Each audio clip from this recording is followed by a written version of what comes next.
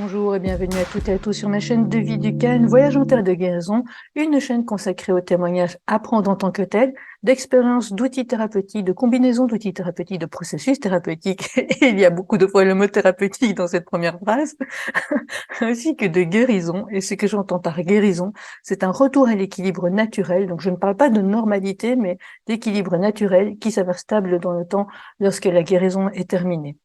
Aujourd'hui, c'est le premier podcast de l'année 2023, donc j'en profite pour vous rappeler très brièvement que tout ce que je dépose dans mes témoignages sont toujours des instantanés de l'endroit où j'en suis, parce que je ne peux parler que de là où j'en suis, dans un processus, de mon processus de guérison, de reconstruction, dans mon cheminement en tant qu'être humain sur cette planète bleue.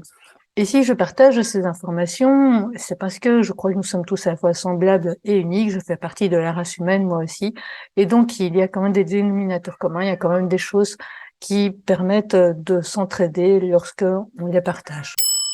Donc, aujourd'hui, ce podcast va concerner des croyances que j'identifie, moi, comme toxiques à propos des violences sexuelles et plus particulièrement de l'inceste.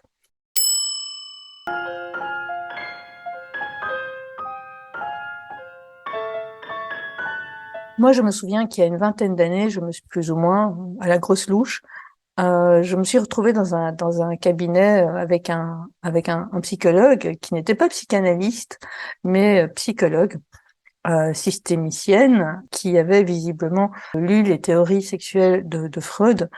Et ce que cette psychologue en qui j'avais une certaine confiance parce que je me sentais vraiment écoutée par cette personne. Donc, quelque part, je m'attendais à ce que à ce que ce psy m'éclaire sur les réalités de mon vécu, à minima en tout cas. Et ce que cette psy m'a dit, c'est que, en fait, l'enfant est séducteur. Il provoque le désir sexuel, il fait des avances sexuelles auprès de, de, de son parent pour avoir de l'amour, de l'attention, et c'est le parent qui doit poser l'interdit, mais donc à la base, c'est l'enfant qui provoque. Cette théorie, voilà, j'ai entendu à ce moment-là, a vraiment fait l'effet d'une bombe à retardement qui m'a, je le sais maintenant a posteriori, qui m'a quand même beaucoup fait de mal. Moi, a posteriori, encore une fois, j'ai la sensation que j'ai eu affaire à un psychologue qui donnait plus une priorité sur le fait de s'accrocher à une théorie acquise lorsque elle était encore sur les bancs à l'UNIF, plutôt que d'apprendre des réalités vécues par ce que je lui disais moi, par ce qui se passait pour moi là, à ce moment-là. Et ça, c'est un effet délétère parce que ça a augmenté cette confusion dévastatrice que j'avais de manière exponentielle. Parce que le message que ce psychologue me renvoyait était le même que la personne qui avait abusé de moi durant mon enfance. Et donc, du coup, quelque part, ça venait conforter le fait que j'avais été consentante et même que j'avais provoqué ce qui m'était arrivé et qui a bousillé beaucoup de choses dans ma vie à moi. Et c'est ça, en fait, l'effet des théories sexuelles de Freud, c'est lorsque on applique ces théories-là sans aucun discernement. J'en viens du coup à ce point-ci qui est de dire que je crois que pour faire preuve de discernement, augmenter en tout cas les chances d'avoir un discernement plus aigu, eh bien, il est intéressant d'intégrer différents éclairages venus de sources fiables et de remettre en contexte toujours ce qui se passe. Je vais prendre un exemple qui n'a rien à voir avec l'inceste ici. Je vais l'illustrer avec le syndrome de Capgras, dont j'ai entendu parler pour la première fois par le professeur Ramachandran, un neuroscientifique à la tête du Centre du cerveau et de la cognition dans une université californienne. Et il avait expliqué le syndrome de Capgras ainsi. Il avait dit, voilà, j'ai un patient qui est dans sa chambre d'hôpital et sa maman l'appelle par téléphone dans la chambre à côté. Et donc, le patient décroche le téléphone, il reconnaît la voix de sa maman, il dit, ah, bonjour maman, voilà, je suis à l'hôpital, etc. Puis quand la conversation est terminée, le patient raccroche le téléphone, la maman vient immédiatement et entre, donc 2 secondes après, plus ou moins, entre dans la chambre du patient donc la chambre de son fils, et là, le patient ne la reconnaît pas. Il dit, oui, vous ressemblez à ma mère, mais vous n'êtes pas ma mère, vous êtes une imposteur, vous n'êtes pas ma mère. Et c'est vrai que si on explique ça, cette situation-là, à une personne qui donne priorité avant tout aux théories qu'elle a apprises pendant sa formation, alors elle va dire, ben voilà, enfin un psychanalyste en tout cas va dire, voilà, il s'agit très probablement du fameux complexe d'Oedipe, puisque Freud stipule que les petits garçons veulent avoir des relations sexuelles avec leur maman parce que les enfants ont une libido au stade oral, au stade anal, etc., qui est assez forte. Et pour les petites filles, c'est le complexe de Jocaste. La petite fille veut avoir des relations sexuelles avec leur papa. Donc ici, typiquement, avec ce patient-là qui ne reconnaît pas sa maman quand il la voit, mais qui la reconnaît au téléphone, c'est probablement son inconscient qui fait que il refuse, et il est dans le déni d'avoir devant lui sa maman afin de pouvoir l'envisager comme une personne avec qui il peut avoir des relations sexuelles, et donc il n'y a plus d'interdit d'inceste, et donc il assouvit son fantasme à lui qu'il a depuis qu'il est petit garçon. Alors, cette explication-là, évidemment, ne tient pas la route, parce que si on prend un autre éclairage, un éclairage d'une source fiable, à savoir un IRM, par exemple, on peut voir que le patient en question, en fait, souffre du syndrome de Capgras, c'est-à-dire que l'IRM montre que son cerveau a une lésion cérébrale, un dommage, en tout cas cérébral, qui fait qu'au niveau neurologique, les aires responsables de la reconnaissance faciale d'une personne proche ont été détériorées. Et donc, l'explication n'a rien à voir avec un fantasme sexuel du patient envers sa mère, le fameux complexe d'Oedipe, le fait qu'en fait, il veut des relations sexuelles avec sa mère, mais, ou que ce soit une façon détournée, en tout cas, de la part du patient de pouvoir avoir des relations sexuelles avec sa mère, une façon détournée inconsciente, mais on revient quand même toujours au même résultat selon les théories de Freud. Mais en fait, non. Il s'agit, si on intègre l'éclairage scientifique, donc avec des preuves et des connaissances acquises, à partir de constats, en fait, non, il y a une explication qui est organique, qui est structurelle, qui est physiologique. Et donc, les théories de Freud, à ce moment-là, les théories de l'interprétation psychanalytique, évidemment, s'écroulent, si on veut faire preuve d'un petit peu, en tout cas, de bonne foi.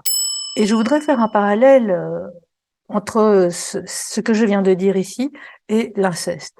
Bien, tout comme le patient n'est pas capable, en fait, pour des questions structurelles, physiologiques, là, ici, on parle au niveau cérébral, au niveau neurologique, de reconnaître sa mère, pour des raisons donc non sexuelles, hein, eh bien, chez les enfants, c'est pareil, l'enfant n'est pas capable structurellement, organiquement, parce qu'il n'est pas encore un adulte, son corps est encore en construction, son corps est encore en évolution, donc il n'est pas capable d'avoir des désirs sexuels comme ceux des adultes, il n'est pas capable d'avoir des désirs sexuels, car il n'est pas physiologiquement, d'un point de vue hormonal, développé comme un adulte. C'est donc un non-sens de parler de libido pour un enfant. Alors, évidemment, je reviendrai sur ça un peu plus tard, le fait que l'enfant, il, euh, il explore son monde à travers des expériences sensorielles. Et c'est tout ce qui est expérience agréable ou désagréable. Mais il n'y a pas derrière cet aspect sexuel, libidinal, libidineux, que Freud a voulu nous mettre absolument dans notre tête et dans la tête de ses disciples. J'en viens ici alors à la différence entre orgasme et orgaste. Un orgasme, c'est lorsqu'il y a déjà un consentement. Il y a un désir sexuel déjà à la base.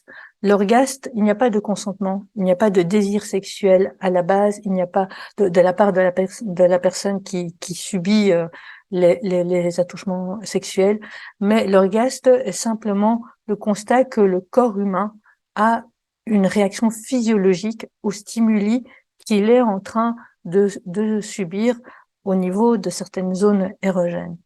Et donc là, il y a vraiment une différence. Il faut comprendre que le corps humain ne réagit pas forcément que à nos désirs à notre conscient, le corps humain a aussi des réactions qui sont purement physiologiques en fonction du stimuli qu'il subit, et qu'il vit, qu'il ressent. Et cela n'a rien à voir avec le fait que ce soit consenti ou pas.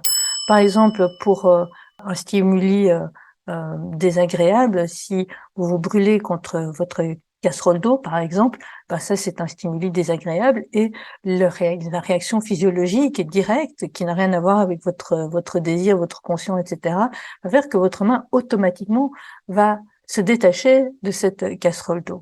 Et donc, je me suis demandé pourquoi, en dehors même, et je ne vais pas évoquer ici tout ce qui est du domaine de l'emprise relationnelle entre la personne qui abuse et la personne qui est abusée, mais pourquoi il y a cette confusion parfois, même souvent, autant dans l'esprit de la personne qui a été violée que dans son entourage, les personnes qui n'ont pas subi ça.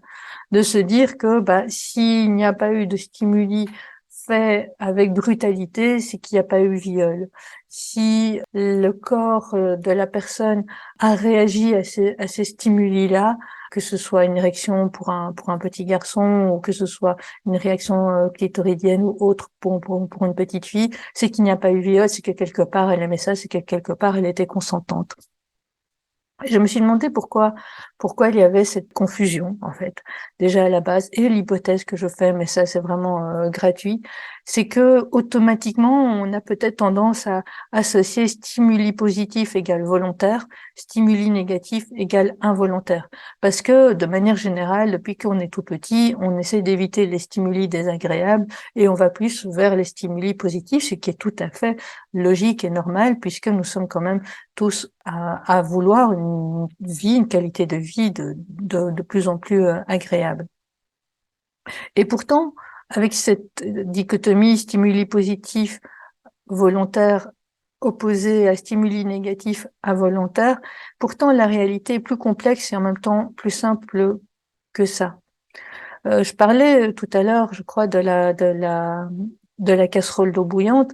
Si vous brûlez contre une casserole d'eau brûlante, c'est involontaire, effectivement. Mais si vous avez un stimuli agréable, ça peut être involontaire aussi. Ça peut être aussi un non-consentement. Je vais prendre un exemple que tout le monde, que beaucoup de personnes connaissent, je crois maintenant.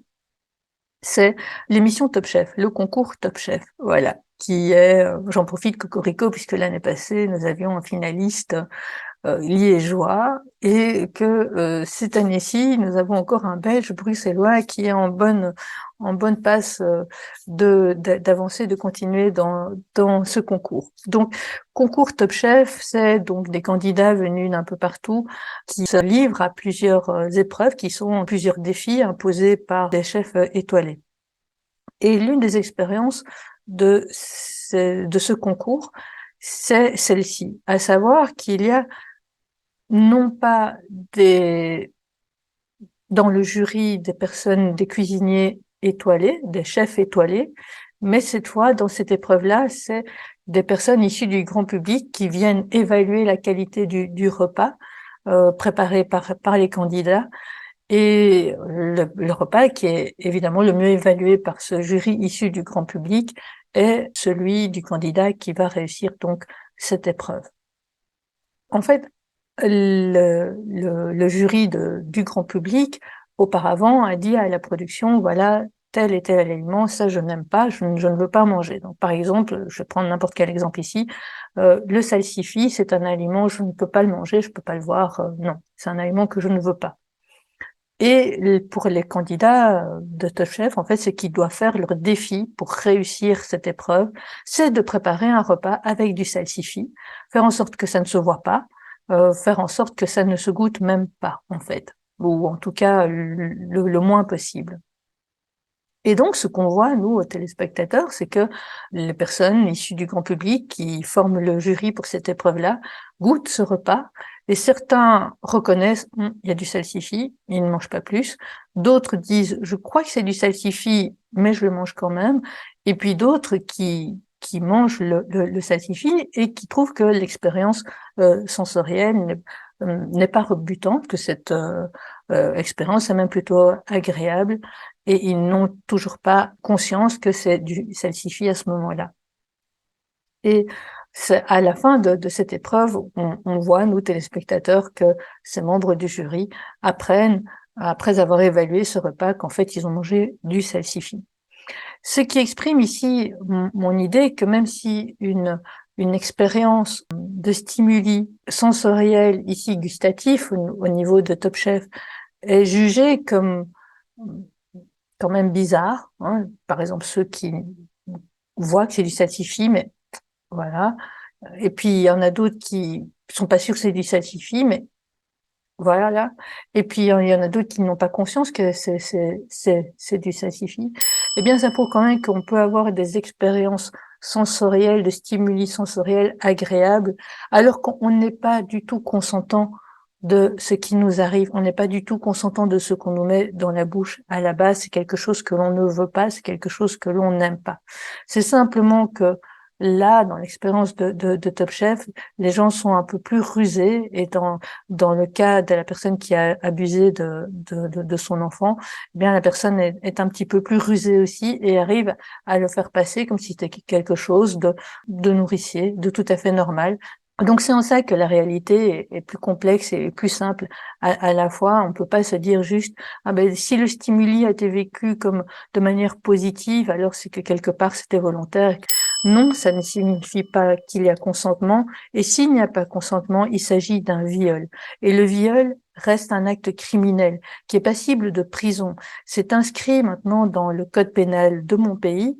Les victimes n'ont plus à prouver qu'elles étaient consentantes ou non consentantes. Ce qui se passe, c'est que maintenant, cette loi prévoit jusqu'à des lourdes peines, plusieurs années de prison pour les personnes qui ont commis l'inceste. Cette loi, elle a été faite grâce notamment à l'action pendant plusieurs longues années, à la fois des victimes, mais aussi de thérapeutes et d'autres personnes de terrain. Donc, elle a toute sa crédibilité, évidemment, en ce qui concerne le fait que ce soit un acte criminel reconnu comme tel et donc passible de peine comme plusieurs années de prison. Voilà, j'espère que j'ai pu, à ma manière, de cette façon-là, apporter quelques éléments qui contredisent certaines croyances toxiques que les victimes, parfois, et même souvent, en fait, intègrent comme réelles, soit en direct par la personne qui a abusé d'elle, soit en direct dans un cabinet de thérapeutes avec des thérapeutes qui, parce que probablement, je peux tout à fait le comprendre, parfois on entend des choses qui sont tellement compliquées, qui sont tellement horribles, en fait, qui sont tellement euh, oui, tellement horrible que il y a un sentiment d'impuissance qui s'installe, et que face à un sentiment d'impuissance, une façon de se rassurer, c'est d'aller faire appel en priorité à des théories qu'on a apprises lors de notre formation ou lors de lectures, etc. Alors que pour moi, je pense vraiment qu'à partir du moment où on veut en faire sa profession, il faut d'abord avoir appris à dealer avec ce sentiment d'impuissance-là, et avoir l'honnêteté et l'humilité de s'intéresser beaucoup plus aux réalités du vécu du patient que aux théories qui ont été apprises et qui datent en plus d'un siècle. Que ce soit d'un autre siècle ne pose pas un problème pour moi, mais à partir du moment où maintenant, avec les connaissances actuelles, on sait qu'il s'est beaucoup trompé, c'est Sigmund Freud, je pense qu'il a un peu de temps de mettre à jour ses connaissances à minima. Et je voudrais terminer sur tout ceci sur une note positive, c'est que je voudrais vraiment remercier tout ce qui a permis, en fait, d'abord qu'il y ait ce texte de loi qui soit dans le code pénal. Je voudrais remercier tout ce qui m'a permis et me permet encore de continuer dans ce processus de reconstruction. Et je pense que ce que je viens d'expliciter ici, c'est aussi des choses qui ne sont pas totalement nouvelles, c'est des choses que j'ai pu entendre moi aussi, d'autres personnes, en dehors même d'un cabinet psy. Et à ce moment-là, je pense que je n'étais pas encore capable de l'intégrer, parce que il ne suffit pas juste d'entendre des choses. Il faut encore qu'à l'intérieur de soi, on puisse être capable de les intégrer dans notre propre réalité, dans notre propre vécu. Et je pense que la base de la base par rapport à ça, c'est d'avoir pu vivre pendant un temps suffisamment long et régulier, genre une fois par semaine, par exemple, pendant 3 ans, un, un espace où il y a un lien suffisamment sécure, suffisamment professionnel pour ressentir le respect inconditionnel. Je pense qu'une fois qu'on a pu intégrer ça, qu'on a pu vivre cette expérience et l'intégrer, alors je pense que ça permet de venir assainir une strate de son univers intérieur à partir de laquelle il y a quelque chose de suffisamment solide pour qu'on puisse venir y déposer cette information de mais en fait tu n'étais pas coupable. En fait le coupable d'une part c'est la personne qui a abusé de toi, le coupable involontaire, mais le coupable quand même de la part du professionnel psy, c'est de t'avoir dit qu'en fait tous les enfants étaient séducteurs et qu'en fait c'est l'enfant qui vient provoquer le désir sexuel chez le parent. Et la culpabilité, elle est pas entre tes mains. La culpabilité, elle est chez l'autre. Et qu'est-ce qu'on fait avec tout ça maintenant? Et donc, euh, je pense que si l'information que vous avez ici, que j'ai partagée avec vous, peut s'asseoir sur une strate de votre univers intérieur où vous avez pu faire l'expérience d'un respect inconditionnel avec une personne dans un lien significatif suffisamment longtemps, eh bien, je crois que ça peut aider vraiment dans le processus de reconstruction. Et si vous n'avez pas encore eu l'occasion de, de vivre cette expérience d'être respecté inconditionnellement pendant un temps suffisamment long par une personne significative, dans un lien significatif et sain et équilibré et équilibrant, eh bien, je vous invite vraiment à faire les démarches pour essayer de vivre ce type d'expérience-là avec un professionnel, une professionnelle suffisamment chevronnée également, suffisamment humaine également, et suffisamment humble. Donc voilà, je vais en rester là. J'espère que cela a été potentiellement bénéfique pour vous. Il me reste à vous souhaiter le meilleur, comme d'habitude. Prenez bien soin de vous également, en tenant compte des autres aussi. Et je vous dis à très bientôt pour un prochain podcast que j'ai déjà préparé, mais que je n'ai pas encore terminé parce que je voulais faire quelques petits montages vidéo dessus finalement, et il est consacré aux émotions en tant que substrat thérapeutique. Ça, c'est la première partie du podcast, et la deuxième partie sera consacrée à l'explication d'un, parmi plusieurs, un voyage chamanique de guérison qui a permis, je parlais de strates dans l'univers intérieur qui doit d'abord être assaini avant de pouvoir être suffisamment solide pour qu'on y dépose quelque chose de supplémentaire, qui permet d'avancer dans son processus de reconstruction. Eh bien, pour moi, ce voyage chamanique de guérison-là a eu ce même effet. Mais ça, j'en parlerai dans la deuxième partie de ce podcast, que je n'ai pas encore enregistré, cette deuxième partie-là, en tout cas. À très bientôt.